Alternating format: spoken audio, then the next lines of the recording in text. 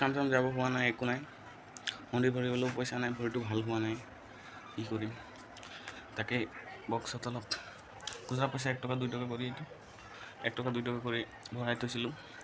তাকে এতিয়া খুলিব লাগিব, উপায় নাই আৰু খোৱা পইচাখিনিও খুন্দি দিবৰ কাৰণে। কিমান ওলায়, 500 ওলায় নে নোলায়। 500 ওলালেতো ভালেই আছে বাৰু, দিব পাৰিম। নোলালে আৰু ক'ৰবাৰ পৰা ধাৰ কৰিব লাগিব।